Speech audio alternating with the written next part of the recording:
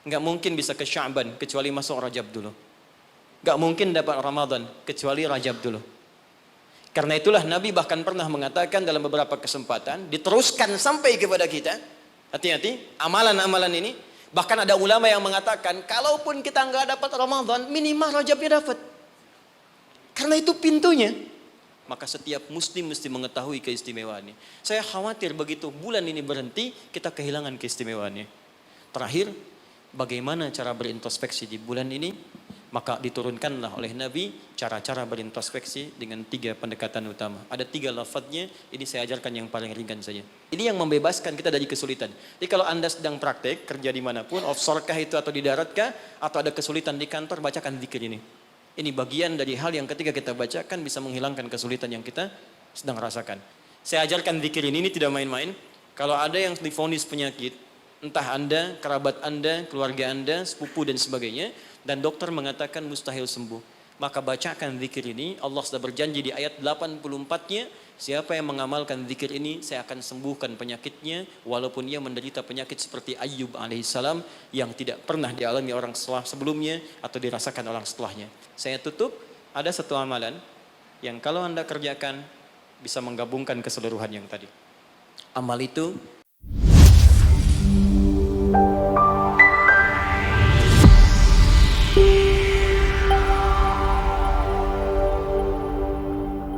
saya berikan sedikit rahasia. Kalau ada kata insan di dalam Al-Quran, maka semua lafaz ini itu mengandung informasi terkait kurikulum aktivitas kehidupan kita. Ini yang kamu kerjakan, ini yang kamu tinggalkan. Kalau profesimu ini, begini caranya. Ini tantangannya, ini solusinya. Tapi tetap poinnya, kata insan akan diikat dengan tugas kita mengerjakan amal soleh. Diberi waktu 24 jam, bagaimana caranya dari bangun tidur sampai tidur lagi, setiap momentumnya menjadi amal soleh. Waktu, momentum yang diberikan untuk beraktivitas dalam bahasa Arab disebut dengan asr namanya. Asrun. Jadi ada waktun, ada asrun, itu beda. Kalau waktun itu masih umum, waktu. Tapi kalau asrun sudah jadi momentum, waktu yang diberikan untuk diisi beraktivitas. Sekarang temukan kata asrun, temukan kata insan, temukan kata amal soleh dalam Al-Quran. Ternyata digabungkan dalam satu surah 103. Wal asr. Demi waktu yang aku berikan pada setiap manusia untuk diisi dan beraktivitas di dalamnya. Sekarang perhatikan.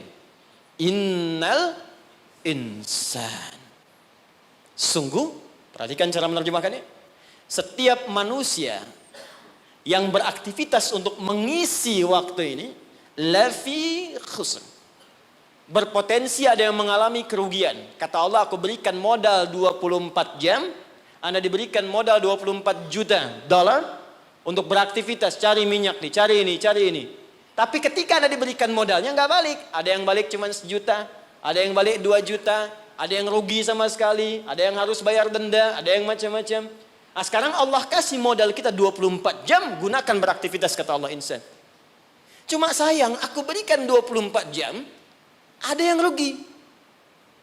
Kecuali orang-orang yang keluar dari kerugian itu, dialah orang yang aktivitasnya mengikuti hal yang telah aku tunjukkan ini. Illalladzina amanu, kecuali semua orang yang alladzina disebutkan 1080 kali dalam Al-Quran. Mencakup laki-laki, perempuan, tua, muda, kecil, besar, tanpa batas. Artinya kata Allah, semua manusia tanpa kecuali akan keluar dari frame kerugian ini jika dia mengerjakan hal berikut. Illalladzina amanu wa amilus salihat. Jika yang ia kerjakan selama hidupnya menjadi baik di hadapan Allah. Makannya saleh, kerjanya saleh, maaf, jalannya saleh, tidurnya saleh 24 jam. Ya. Nah, sekarang kita evaluasi dulu sebentar, mohon izin, tahan baik-baik. Saya pernah terangkan pada Anda, karena kita perlu mengumpulkan amal saleh, makanya dari ujung kepala sampai ujung kaki semua lengkap petunjuk di Al-Quran. Apa yang harus dikerjakan oleh mata, telinga, lisan sampai ke ujung kaki. Sekarang kita ambil usia rata-rata kita saat ini. Kita ukur dulu sebentar sebelum kita kenal apa yang menjadi keutamaan bulan Rajab. Ukur sebentar. Saya tanya rata-rata usia berapa nih? 40 boleh ya? Ke atas. Kita ambil tengahnya misal, 40. Ya. Dari 40 ini ada penelitian kecil-kecilan menunjukkan aktivitas manusia itu setengahnya, walaupun tidak semuanya, pada umumnya setengah dari usia manusia itu digunakan untuk tidur. Jadi kalau ada orang 40 tahun, umumnya setengahnya dipakai tidur.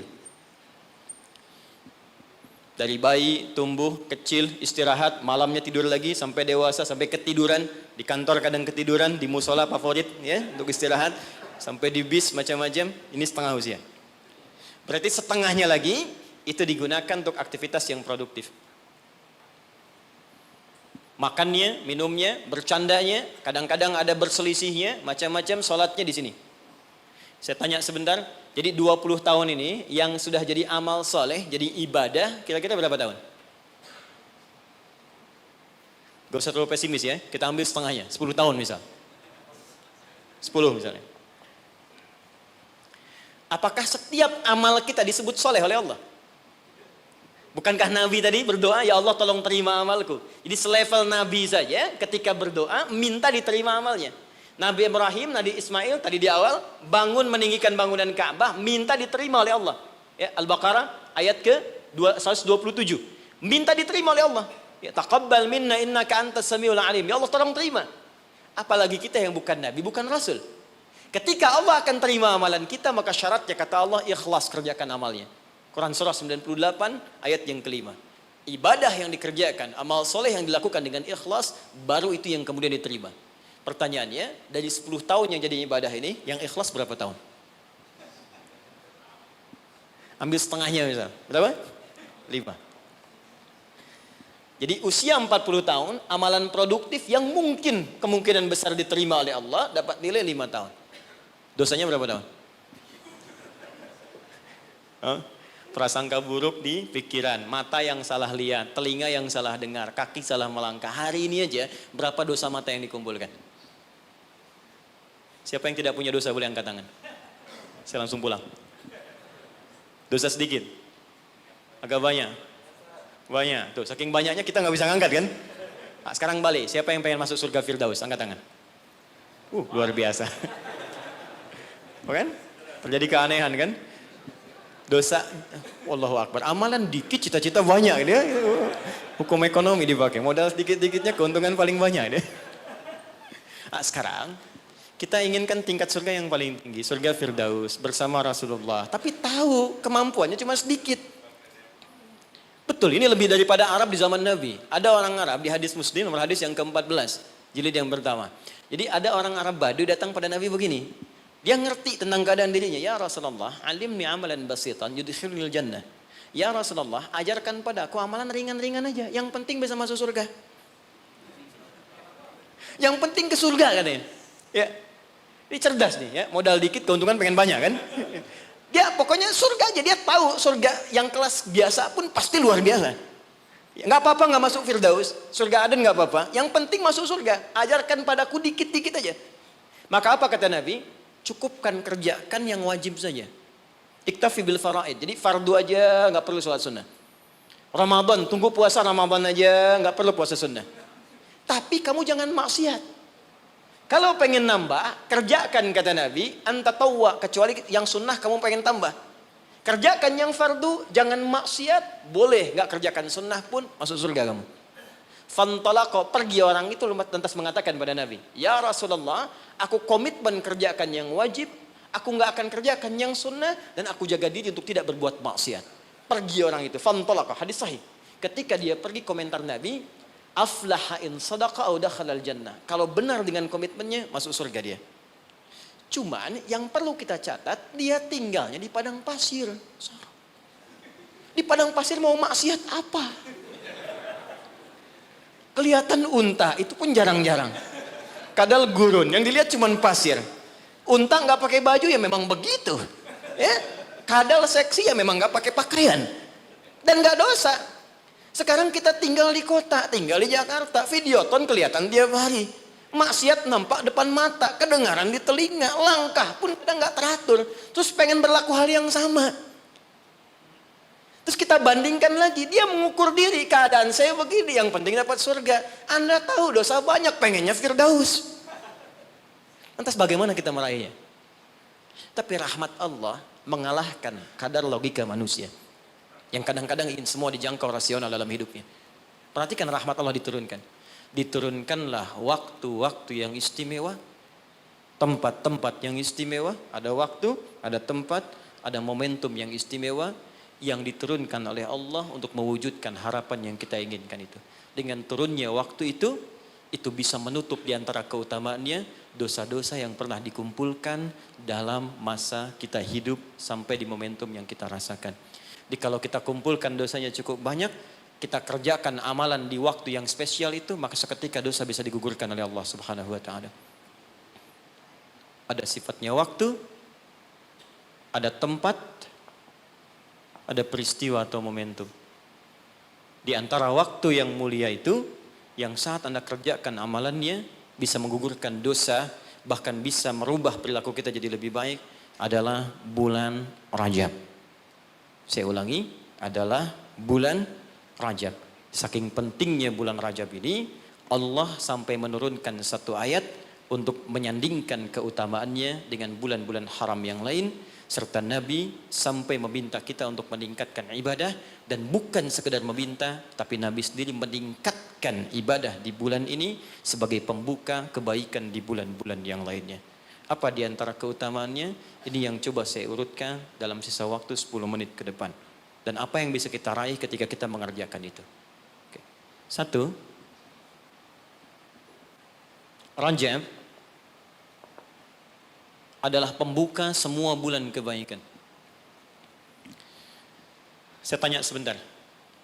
Di antara sekian bulan, 1 tahun 12 bulan itu, ada bulan yang paling baik, namanya bulan apa? Ramadan. Di situ ada puasa. Setelah itu ada apa? Yang kita dapat Idul Fitri di situ? Syawal, bahkan ada puasa. Apa lagi? Dzulhijjah, ya, ada Idul Adha di situ, Dzulhijjah. Kalau kita lihat hadisnya, bulan ke-11 pun Dzulqa'dah, bulan bagus, disebut bulan haram, Dzulqa'dah. Sebelum Ramadan, itu bulan yang sangat digemari oleh Nabi, sampai Nabi banyak puasa di bulan itu, yaitu Sya'ban. 1, 2, 3, 4, 5. Ada dari 12 bulan, ada 5 bulan yang sangat istimewa, sifatnya berurutan. Sya'ban 8, 9 Ramadan, 10 Syawal, Dzulqa'dah yang ke-11, Dzulhijjah yang ke-12. Pembukanya, pintunya Rajab. Enggak mungkin bisa ke Sya'ban kecuali masuk Rajab dulu. Enggak mungkin dapat Ramadan kecuali Rajab dulu. Karena itulah Nabi bahkan pernah mengatakan dalam beberapa kesempatan, diteruskan sampai kepada kita, hati-hati, amalan-amalan ini. Bahkan ada ulama yang mengatakan, kalaupun kita nggak dapat Ramadan, minimal Rajabnya dapat. Karena itu pintunya. Dan kita nggak tahu, tadi saya mau ke sini Pak, di jalan itu, saya dengar informasi, ada orang yang sudah pesan tiket dan paket lengkap untuk umrah di bulan Ramadan. Ya, jadi jauh-jauh hari pesan karena tahu akan padat situasinya. Lalu tahu apa yang terjadi? Ternyata harap-harap ingin ke Ramadan, masuk bulan Rajab, wafat semua orang itu. Semuanya. Ini sangat menarik ini. Baru tadi saya di jalan, ya dapat informasi, ada seorang syekh dari Timur Tengah dia ceramah, ada sekelompok orang berharap-harap dapat kemudian berangkat di Ramadan, tiba-tiba wafat dia di bulan Rajab. Sampai ulama ini mengatakan, kalau tak dapat Ramadannya, karena kita nggak tahu kapan pulang, minimal Rajabnya. Maka apa yang kita lakukan di bulan Rajab ini, seperti Nabi pernah contohkan kepada kita. Maka mulai dengan kalimat yang pertama, turun Quran surah 9 ayat ke-36. Saking pentingnya bulan ini, ada ulama mengatakan, karena bulannya penting dan istimewa, maka setiap muslim mesti mengetahui keistimewaannya. Saya khawatir begitu bulan ini berhenti, kita kehilangan keistimewaannya. Maka keutamaan yang pertama ada di Quran surah ke-9 ayat ke-36. Saya agak cepat. Inna iddatash syuhuri 'indallahi 12 syahran fi kitabillah. Kata Allah, jumlah bilangan bulan setahun ada 12. Yauma khalaqas samawati wal ard. Sejak diciptakan langit dan bumi aku telah tetapkan setahun 12 bulan. Minha arba'atun hurum. Dari 12 itu ada 4 yang spesial. Disebut bulan hurum. Ingat teman-teman, ada haram, ada muharram, ada al-muharram, ada muhrim, ada mahram, ada hurum. Itu beda. Haram, hukum. Larangan mengerjakan sesuatu. Apa hukumnya mabuk? Haram. Ingat, apa hukumnya mencuri? Haram. Hukumnya korupsi? Haram. Karena itu orang beriman gak mungkin korupsi. Awas, hati-hati. Awas, pegawai Pertamina yang beriman gak mungkin mencuri. Gak mungkin nyogok. Gak mungkin korupsi. Hati-hati, haram. Perbuatannya disebut muharram. Mabuk itu muharram, hukumnya haram. Jelas? Kalau kita ingin meninggalkan yang dilarang itu, yang haram-haram, tambahkan hamzah di depannya, harakatnya menggunakan ahrama. Sifatnya disebut ihram. Karena itu kalau Anda sudah mengenakan kain ihram, ada ajaran hikmah di situ, falsafahnya. Kalau sudah pakai kain ihram, maka tinggalkan semua larangan-larangan. Nggak boleh potong kuku, nggak boleh merusak tanaman, nggak boleh tepuk nyamuk seharga kambing. Anda tepuk, bayar damnya seharga kambing. Ihram. Itu latihan. Maksudnya pulang umroh, pulang haji, sudah terbiasa meninggalkan yang haram. Jangan pulang umroh, korupsinya lebih gede misalnya. Ya. Jangan kurang umroh, dosanya lebih banyak. Ya, seperti masuk pom bensin, masuk Pertamina. Dimulai dari 0 ya. Nah, 0, kosong lagi. Hilangkan. 1, 2, 3, kosong. Pelakunya disebut muhrim. Kalau dia punya kakak, punya adik, yang tidak diperkenankan menikah di antara keduanya, maka disebut mahram namanya. Kalau Anda kumpulkan semua itu, latihan meninggalkan yang haram, terbiasa mengerjakan yang halal, menjauhi yang dilarang, maka disatukan menjadi jamak, bentuknya disebut hurum namanya. Ada 4 bulan disebut bulan hurum, 3 berurutan kata Nabi, 1 terpisah. Yang 3 itu Dzulqa'dah 11, Dzulhijjah 12, Al-Muharram bulan pertama, yang keempat namanya Rajab. Dan kita sekarang ada di bulan ini. Siapa yang masih ingat sekarang tanggal berapa? Sekarang tanggal 17 Rajab 1441 Hijrah. Kita sekarang ada di bulan spesial ini. Amalan pertama, apa yang harus kita kerjakan di bulan ini? Teruskan ayatnya. Dzalikad dinul qayyim fala tazlimu fihinna anfusakum. Orang yang agamanya benar, yang Islamnya baik kata Allah, maka dia akan memanfaatkan Rajab dengan mengerjakan amalan yang pertama. Apa itu? Fala tazlimu fihinna anfusakum. Mulai banyak evaluasi diri supaya tidak berbuat zalim, minimal berlatih di bulan ini. Amalan pertama, introspeksi diri.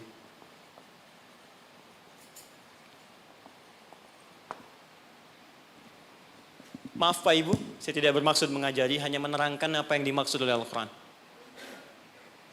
Zalim, fala tazlimu, jangan zalim. Zalim itu menempatkan sesuatu bukan pada tempatnya. Ada gelas, ada gayung. Gelas untuk nampung air minum, gayung nampung air mandi. Anda minum pakai gayung, mandi pakai gelas. Zalim namanya. Nah sekarang, anfus jamak dari nafas tubuh kita. Ya ini anfus itu jamak dari nafas nih kita. Dari ujung kepala sampai ujung kaki. Setiap tubuh ini sudah diterangkan oleh Allah fungsinya. Misal, mata fungsinya melihat yang baik. Quran surah ke-24 ayat 30. 31 untuk perempuan. Lisan untuk bicara yang baik-baik. Quran surah 49 ayat 11 sampai 12. Sampai kaki, sampai ke ujung kaki. Melangkah pada yang baik. Quran surah misal ke-25 ayat 69. Ya, baik, semuanya sudah diatur. Dari ujung kepala sampai ujung kaki.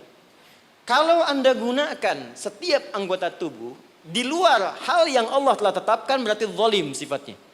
Contoh, mata tadi melihat yang baik-baik. Sekarang mata dipakai melihat yang tidak baik. Berarti mata berbuat zalim dalam kehidupan.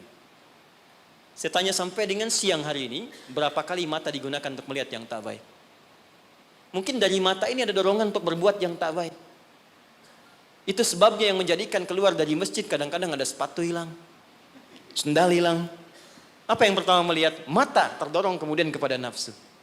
Baik, sampai ke ujung kaki, berapa kali berbuat yang keliru. Itu mungkin yang menghambat kesuksesan yang dikerjakan saat ini. Karena lisan dengan teman jadi nggak akrab. Karena pendengaran yang keliru muncul fitnah. Karena melangkah pada yang tidak benar muncul hal yang menjadikan perselisihan. Berapa banyak yang kita harus evaluasi. Maka yang pertama, ini masih ada waktu? Masih, sampai jam berapa ini? Oh, ini Pak Nanang kalau rakyatnya sudah begini nggak ada pilihan nih. Baik, tahan baik-baik. Ini terakhir bagiannya. Maka kalau kita sadar ada yang berbuat yang tidak baik, maka saya berikan gambaran singkat bagaimana cara memperbaikinya. Sekarang lihat sini. Teman-teman masih ingat nggak pemilik rezeki siapa? Allah. Yang punya kedudukan siapa? Allah. Yang punya kebijakan siapa? Allah. Sekarang kita bekerja kan supaya Allah kasih pada kita kan? Nah, sekarang kata Allah, kerjakan ini, jangan lakukan ini. Lalu Anda mengerjakan yang dilarang oleh Allah. Dan berharap mendapatkan apa yang akan diberikan oleh Allah, maka mustahil. Sekarang nggak usah bicara tentang Allah lah. Anda ingin dapat sesuatu, tapi dengan orangnya punya hubungan buruk, kan mustahil bisa dapat yang diinginkan. Anda mau datang ke si B, tapi Anda tidak punya hubungan baik dengan si B. Apa yang tidak diinginkan si B, Anda kerjakan, mustahil Anda dapatkan. Nah, sekarang karena itu Nabi ilustrasikan begini. Kalau ada orang yang dalam hidupnya sering menyalahi perintah Allah dalam kehidupan, bukan hanya hablum minallah, tapi juga hablum minan nas. Karena hukum kehidupan dunia nanti diikat oleh hukum dunia. Akhirat diikat dengan kaidah akhirat. Jadi kalau Anda ingin kaya, ya Allah, kaya itu dunia. Maka hukum dunia diturunkan. Kerja itu hukum dunia. Jujur hukum dunia. Maaf, punya attitude yang baik hukum dunia. Membangun hubungan baik dengan sesama pun hukum dunia. Maka dari itu, maaf, sekalipun Anda punya hubungan yang tidak baik, bukan dengan muslim, dengan non-muslim misalnya punya perilaku buruk yang tidak diperkenankan oleh syariat. Anda bohong pada non-muslim, Anda misalnya zalim pada non-muslim, berlaku juga, jangan harap karir Anda sukses. Sama persis. Ya, sekarang perhatikan baik-baik. Kalau ada orang berbuat maksiat kepada Allah, melanggar dua ketentuan tadi, maka kata Nabi, naqtas sauda, diberikanlah kemudian di atas katup hatinya noda-noda hitam. Semakin banyak dikumpulkan, semakin menutup seperti ini. Kalau sudah menutup begini, banyak maksiatnya, banyak salahnya, banyak kurangnya, bukan hanya pada Allah, tapi juga hubungan dengan manusia, maka anna yustajabu lidzalik. Bukan Allah nggak mau kabulkan doanya, tapi mental setiap diminta. Perhatikan. Masuk minta, diturunkan, balik. Diturunkan, balik. Diturunkan, balik. Setiap dimintakan. Nabi pernah mengisahkan seorang thumma dzakara rajula yutilus safara asy'atha aghbara. Ada orang datang berkelana pengen berdoa kepada Allah menempuh perjalanan panjang. Doa yang dikerjakan saat perjalanan panjang cepat dikabulkan 2 kali lipat dari yang biasa. Kemudian menyebut nama Allah al-asmaul husna. Doa yang dibuka dengan al-asmaul husna cepat dikabulkan. Yang ketiga dia mengangkat tangan. Doa yang dilakukan dengan mengangkat tangan cepat dikabulkan dibandingkan dengan yang diam. 3 amalan dia kerjakan 6 kali seharusnya lebih cepat dikabulkan. Tapi apa komentar Nabi pada saat itu?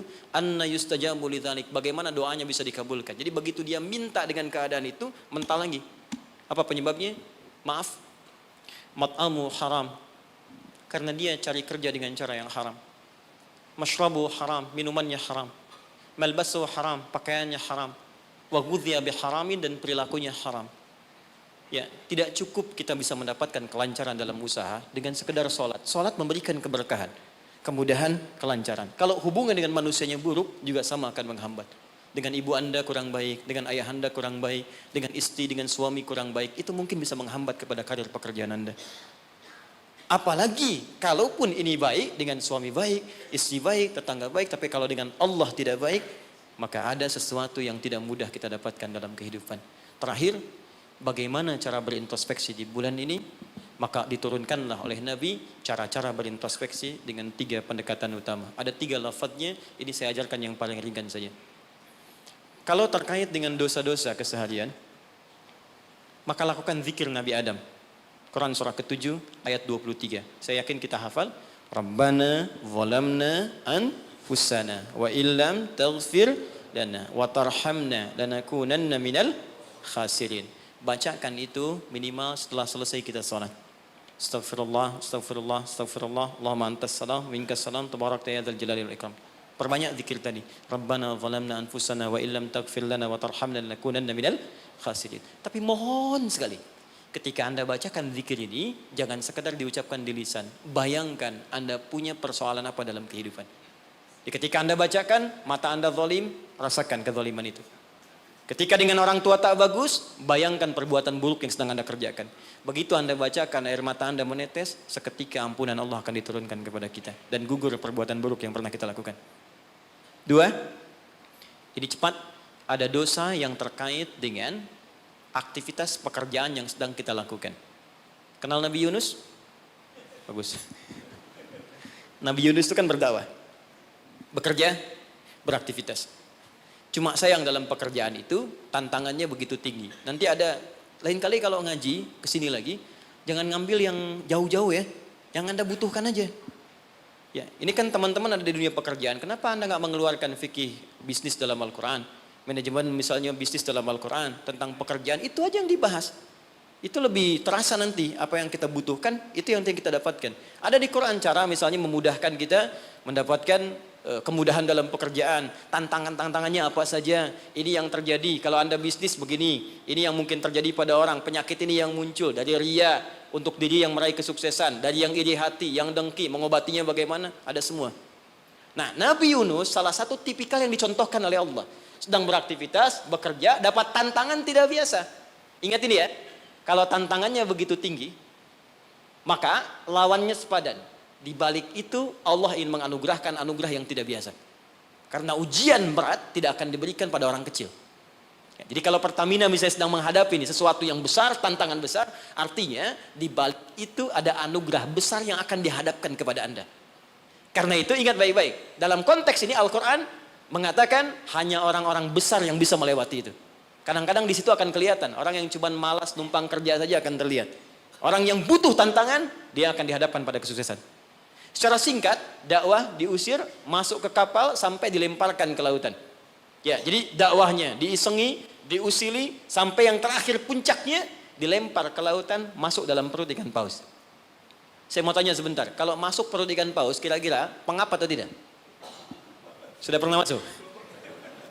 Pengap, gelap, sulit kan? Baik ya? Nah, gambarannya nonton film Pinocchio kelihatan kan? Nah, sekarang lihat baik-baik. Ketika Nabi Yunus alaihissalam ada dalam perut ikan paus itu, sempat terlintas dengan sifat kemanusiaannya. Kapan saya bisa keluar dari persoalan ini?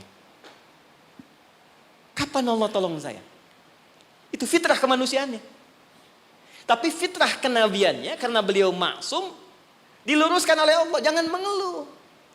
Ini jalan menuju kesuksesan. Bagian dari kebaikan yang mungkin kamu akan dapatkan. Lakukan zikir ini, begitu diucapkan zikirnya, dikeluarkanlah dari kesulitan itu. Saya mau tanya sebentar. Tadi masuknya ke perut ikan apa? Ikan paus. Tapi ketika dikeluarkan, bahasa Qurannya, bukan saya keluarkan dari perut ikan paus, tapi Allah katakan dengan kalimat yang sangat indah. Di ujungnya ditutup, siapapun yang punya persoalan yang sama seperti Yunus, kalau melakukan zikir yang sama, aku akan bebaskan dari setiap kesulitan aktivitas yang sedang ia lakukan.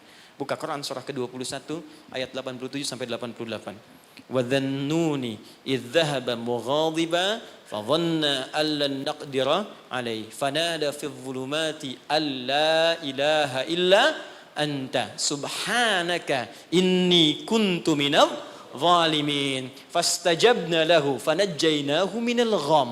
Masuk ke perut ikan paus, tapi dikeluarkan bahasanya menggunakan gham. Apa itu gham? Gham itu secara singkat awan gelap yang menaungi. Ghammun.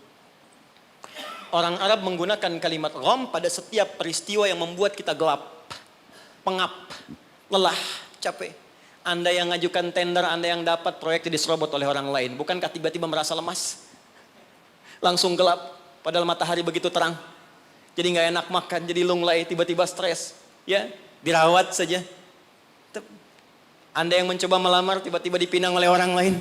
Ya, gelap, capek, lunglai. Ya, gelap, itu gham namanya. Jadi maaf, ada orang yang memang gak masuk ke perut ikan paus, tapi mengalami peristiwa yang luar biasa. Tantangan besar, jahilin orang, oh, kok mesti saya? Tiba-tiba keluar di lisan, ya Allah kenapa saya? Saya tahajud, saya puasa juga. Saya baca Quran juga ya Allah. Apa kurang saya? Kurang sabar. Ya, ternyata kadang-kadang terucap teman-teman sedang kerja. Ya, bebannya begitu tinggi. Udah gali-gali, udah tahajud, minyaknya gak dapet. Ya, atau tiba-tiba sudah dibilang nggak dapat terus diambil orang gitu. Apa yang harus dikerjakan? Itu pernah terjadi. Kata Allah, lakukan zikir Nabi Yunus alaihissalam. Ada yang salah dalam diri kita. Yang ngatur rezeki itu Allah. Jangan mengeluh. Ya, 2 kali lipat motivasi munculkan lagi, petakan lagi, tambah lagi pengetahuannya, kerja lebih maksimal lagi, maka pembukanya dibuka dengan kalimat zikir. Ini yang membebaskan kita dari kesulitan. Jadi kalau Anda sedang praktek, kerja dimanapun, offshore kah itu atau di darat kah, atau ada kesulitan di kantor, bacakan zikir ini. Ini bagian dari hal yang ketika kita bacakan bisa menghilangkan kesulitan yang kita sedang rasakan. Rabbana, masih ingat? Wa nada fil dhulumati alla ilaha illa anta subhanaka inni kuntu minal zalimin. La ilaha illa anta subhanaka inni kuntu minal zalimin. Rutinkan zikir itu, terutama kalau mendapatkan kesulitan dalam pekerjaan-pekerjaan atau beraktivitas. Yang terakhir saya tutup, sekarang sedang banyak penyakit menyebar di mana-mana, sampai orang yang sakit biasa pun dicurigai, batuk di kereta tiba-tiba digulung, batuk di pesawat dikeluarin, padahal cuma batuk aja gitu kan. Ya, ada juga yang kemudian kena ini, kena itu dan sebagainya. Kita mesti kuat. Ya, karena kepanikan itu juga bagian dari kelemahan yang mungkin bisa menambah penyebaran virus atau apapun dengan cepat. Maka Allah mengajarkan zikir lewat Nabi Ayyub alaihissalam.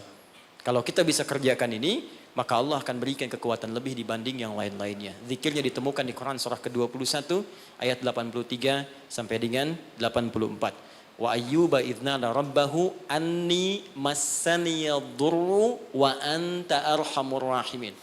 Saya ajarkan zikir ini tidak main-main. Kalau ada yang divonis penyakit, entah Anda, kerabat Anda, keluarga Anda, sepupu dan sebagainya, dan dokter mengatakan mustahil sembuh, maka bacakan zikir ini. Allah sudah berjanji di ayat 84-nya, siapa yang mengamalkan zikir ini, saya akan sembuhkan penyakitnya, walaupun ia menderita penyakit seperti Ayyub alaihissalam yang tidak pernah dialami orang sebelumnya atau dirasakan orang setelahnya. Karena kadang-kadang ada keluhan ketika sakit. Ya Allah, kenapa saya begini? Ya Allah, kapan sembuhnya? Bacakan zikirnya, anni massaniyadurru wa anta arhamur rahimin. Saya tutup. Rajab, keutamaan yang pertama akan mempercepat anugerah Allah untuk mengampuni dosa-dosa yang pernah berjalan selama hidup kita. Maka isi bulan ini dengan istighfar. Istighfar yang baik, koreksi diri kita. Sehingga saat masuk bulan Ramadan, kita sudah dalam keadaan yang optimal untuk bisa mendapatkan semua kenikmatannya. Maka mohon izin, maaf, pulang dari sini, coba cek dulu Pak ya. Ibu di rumah dengan anak-anak mungkin ada masalah, selesaikan. Dengan pasangan hidup, di kantor. Jangan sampai itu yang memberatkan Anda ketika pulang kepada Allah Subhanahu wa Ta'ala. Ini bagian pesan yang pertama. Yang kedua, tingkatkan amal saleh. Ya, Ibnu Abbas mengatakan, orang yang sengaja maksiat di bulan Rajab, karena tadi ada ayatnya, maka dosanya 2 kali lipat di hari biasa. 2 kali lipat. Di orang yang bikin hoax sekarang ini, jadi buzzer, jadi macam-macam, itu 2 kali lipat dosa hari biasa. Bahkan zaman jahiliyah pun kalau muncul Rajab, itu puasa maksiat Pak. Bisa puasa maksiat. Di orang jahiliyah, Abu Jahal dan kawan-kawan, itu kalau dicela di bulan Rajab, balasnya bulan depan. Ya, libur dulu gitu. Nah, sekarang orang jahiliyah aja takut bermaksiat di bulan Rajab. Maka bagaimana dengan kita yang masuk dalam nilai-nilai kebaikan? Ya, 2 itu. Sama persis dengan orang yang berbuat baik, pahalanya 2 kali lipat di hari biasa. Itu nasnya ada tersambung pada Ibnu Abbas radhiyallahu taala anhuma. Dari sini Nabi menganjurkan kita kemudian mengistimewakan bulan ini dengan meningkatkan amal soleh. Saya tutup, ada satu amalan yang kalau Anda kerjakan bisa menggabungkan keseluruhan yang tadi. Amal itu disebut dengan puasa namanya. Saya ulang, amal itu disebut dengan puasa. Sebab orang puasa akan otomatis meningkatkan amal soleh yang lain. Orang puasa, sholat sunnah dikejar. Jangankan yang fardu. Anda nggak puasa, belum tentu sholat sunnah. Tapi kalau sedang puasa, jangankan fardu. Ketinggalan sunnah Anda bisa gelisah. Lihat Ramadan. Ibu-ibu berani naruh sajadah, bertarung saat maghrib, bukan untuk isya, untuk tarawih. Nyimpan sajadah saf paling depan tuh. Ya, padahal tarawih hukumnya sunnah kan? Nah, jadi sunnah tuh dikejar, nggak ada yang minta dicari-cari. Anda Ramadan cari yatim fakir macam. Kenapa? Sedang puasa.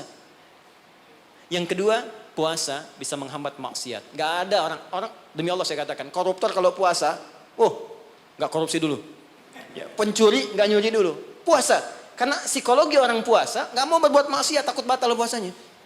Orang pemarah pun semarah-marahnya sedang puasa bisa berhenti marah. Buka jam 6 kurang 5 diprovokasi. Dia diam aja. Istrinya nanya, "Papa nggak marah?" Ntar habis buka. Dia tahan. Jadi tolong hidupkan bulan ini. Yuk kita mulai. Jangan coba dulu pelan-pelan ya. Jangan langsung tinggi-tinggi. Ya. Sehari dulu puasa. Sekarang Kamis tunggu Senin. Karena kalau orang banyak puasa, kita puasanya akan lebih ringan. Ya, nanti kalau sudah Senin istirahat dulu, Kamis puasa lagi. Ya supaya terbiasa. Nanti saat Ramadan kita sudah lebih sempurna.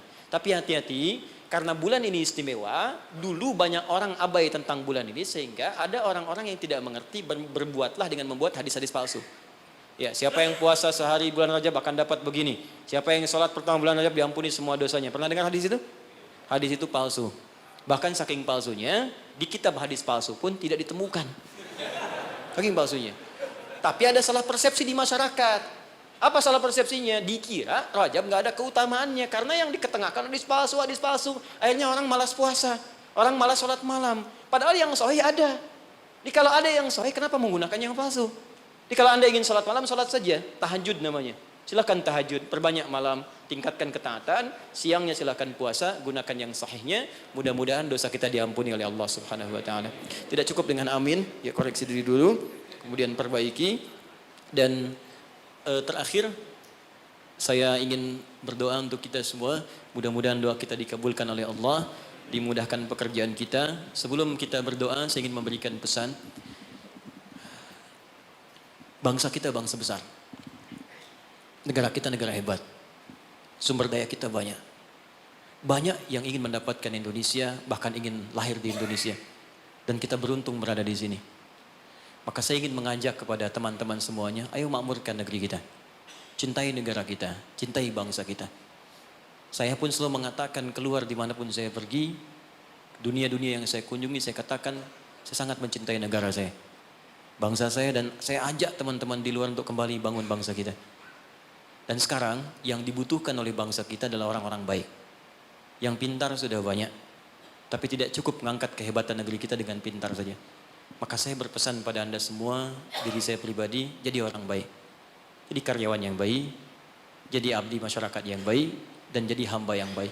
Insya Allah dengan menjadi baik, suami baik, istri baik, pekerja baik, cukup dengan kebaikan itu akan mendatangkan rahmat dan keberkahan bagi kita semua insya Allah. Mari kita mulai dengan doa. Mudah-mudahan doa ini menjadi awal untuk melangkah pada lebih baik di hadapan Allah Subhanahu Wa Taala. Allahumma taqabbal minna innaka antas sami'ul alim wa tub alaina innaka antat tawwabur rahim. Allahumma 'allimna ma yanfa'una. Allahumma 'allimna ma jahilna. Ya Allah, mohon ajarkan pada kami pengetahuan yang baik yang mengentaskan ketidaktahuan kami. Allahumma ya Allah, wafiqna bima ta'allamna bihi na'mala bih. Ya Allah, berikan kami kekuatan untuk mengamalkan apa yang telah kami pelajari dan kami pahami. Rabbana la tada' lana fi maqamina hadha wa fi kulli maqamin dhanban illa ghafartah. Ya Allah, jika ada pendosa hadir di ruangan ini, jangan biarkan dia meninggalkan tempat ini kecuali Engkau telah ampuni segala dosa-dosanya. Wala hamman illa farajtah. Jika ada yang tengah gelisah di tempat ini, maka mohon tenangkan keadaan hatinya sebelum ia meninggalkan ruangan ini.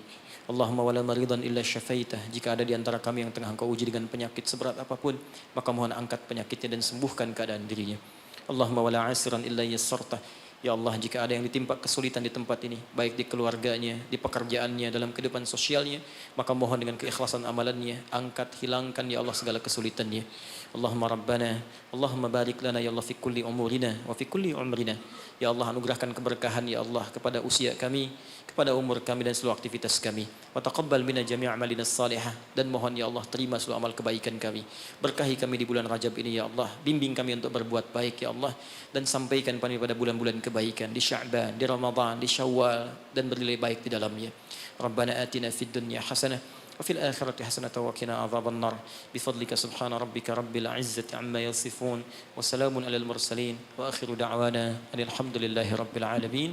Subhanakallahumma wa bihamdika asyhadu an la ilaha illa anta astaghfiruka wa atubu ilaik. Assalamualaikum warahmatullahi wabarakatuh.